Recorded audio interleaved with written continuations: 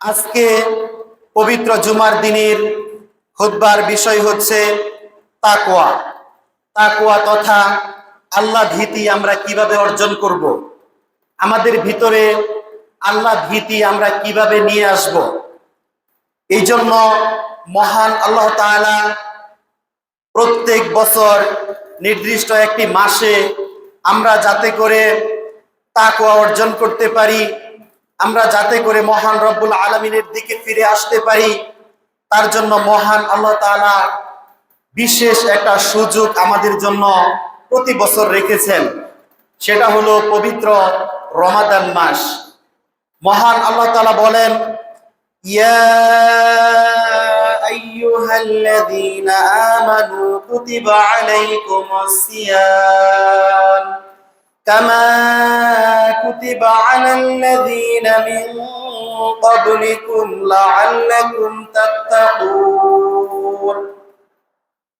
মহান আল্লাহ তাআলা আমাদেরকে বলেন যে ইয়া আইয়ুহাল্লাযীনা আমানু, হে ঈমানদারগণ, আমি তোমাদের উপর এই রমাদান মাসের সিয়াম ফরজ করেছি।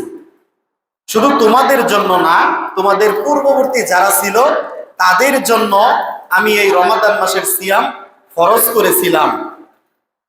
আর এটা কেন মহান আল্লাহ তাআলা এই রমাদান মাসের সিয়াম আমাদের উপর কেন ফরজ করেছিলেন?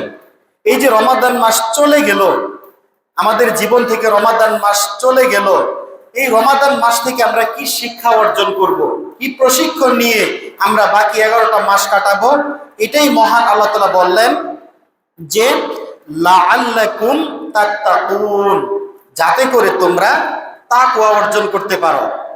আর তাকওয়া হলো আল্লাহ ভীতি অর্জন করা। আল্লাহ তাআলাকে আমি ভয় করব, আল্লাহ তাআলার আদেশ, আল্লাহ তাআলার নিষেধ সবকিছু পুঙ্খানুপুঙ্খভাবে মেনে নেওয়ার নাম হলো তাকওয়া। তাকওয়া মানে নিজেকে নিয়ন্ত্রণ করা, আল্লাহ তাআলার হুকুমের মধ্য থেকে নিজেকে নিয়ন্ত্রণ করা, নফসের ধোঁকা থেকে, শয়তানের ধোঁকা থেকে নিজেকে বাঁচানো। তাকওয়া অর্থ আল্লাহর ব্যাপারে সচেতনতা।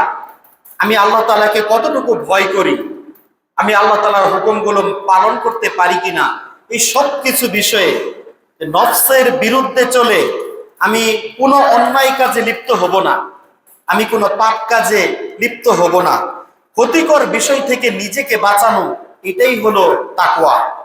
আর পবিত্র রমাদান মাস জুড়ে আমরা এই তাকওয়ার প্রশিক্ষণ নিয়েছি। মহান আল্লাহ তাআলা আমাদেরকে শিখিয়েছেন যে আমরা কিভাবে তাকওয়া অর্জন করতে পারি। রমাদান মাসের পুরো একটি মাস আমরা সুন্দরভাবে মহান রব্বুল আলামিনের ইবাদতের মধ্যে রত ছিলাম, কিন্তু বাকি 11টা মাস আমরা কি মহান রব্বুল আলামিনের ইবাদতের মধ্যে ঠিক এরকম ভাবে লিপ্ত থাকতে পারি না? এখানে অনেকগুলো কারণ আছে। যেহেতু রমাদান মাসে মহান আল্লাহ তাআলা শয়তানকে শৃঙ্খলাবদ্ধ করে রাখেন, শয়তানকে আবদ্ধ করে রাখেন, যার জন্য ইবাদত করাটা আমাদের জন্য কিছুটা সহজ হয়।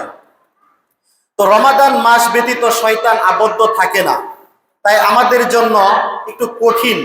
শয়তানের ধোঁকায় পড়ে, আমরা নফসের ধোঁকায় পড়ে বিভিন্ন সময় অন্যায় কাজের মধ্যে নিজেকে লিপ্ত রাখি। এজন্যই মহান আল্লাহ তাআলা প্রতি বছরে পুরো একটি মাস আমাদেরকে রমাদান দেন, যাতে করে আমরা অন্তরের মধ্যে আল্লাহ ভীতি অর্জন করতে পারি। কিরকম আমরা আল্লাহ ভীতি অর্জন করব? ঠিক এই রমাদানের শিক্ষা হলো যে আমরা মৃত্যু পর্যন্ত ইবাদত করতে হবে আমাদের। আমরা যতদিন পৃথিবীতে বেঁচে থাকব, আমরা যেন ঈমানের হালতে থাকি, আমরা যেন মুসলমান অবস্থায় থাকি, আমরা যেন কখনো কাফের হয়ে না যাই, আমরা যেন কখনো মুনাফিক হয়ে না যাই। কপটতা, মুখে এক কথা অন্তরে আরেক কথা, ইবাদত করব মুখে বলি কিন্তু বাস্তবে আমরা ইবাদত করি না, এরকম যেন না হয়। মৃত্যু অবধি আমরা মহান রব্বুল আলামিনের ইবাদত করব, এই শিক্ষা আমরা এই রমাদান মাস থেকে নিতে পারি। এই জন্য মহান আল্লাহ তাআলা কুরআনুল কারীমে সূরা আলে ইমরানের 102 নম্বর আয়াতের মধ্যে বলেন, ইয়া আইয়ুহাল্লাযীনা আমানুত্তাকুল্লাহ, হে ঈমানদারগণ, তোমরা যারা মহান রবের প্রতি ঈমান এনেছো, তোমরা তাকওয়া অর্জন করো, আল্লাহ ভীতি অর্জন করো। ওয়াত্তাকুল্লাহ, তোমরা আল্লাহকে ভয় করো। কিরকম ভয়? আমরা মহান রব্বুল আলামিনকে কিরকম ভয় করব? তিনি আমাদেরকে জানিয়ে দিচ্ছেন, হাক্কা তুকাতিহি ওয়া লা তামুতুন্না ইল্লা ওয়া আনতুম মুসলিমুন। ভয় করার মতো ভয়, যে আমরা আল্লাহ তাআলাকে ভয় করলাম কিন্তু মহান রবের ইবাদত করলাম না, এটা ভয় না। আমি রমাদান মাসে সিয়াম পালন করলাম, রমাদান মাসে আমি তারাবি সালাত আদায় করলাম, কিন্তু রমাদান মাস চলে যাওয়ার সাথে সাথে আমি সালাত ছেড়ে দিলাম, এটা আল্লাহ ভয় না। আল্লাহ তাআলার ভয় আমার অন্তরে এখনো আসেনি।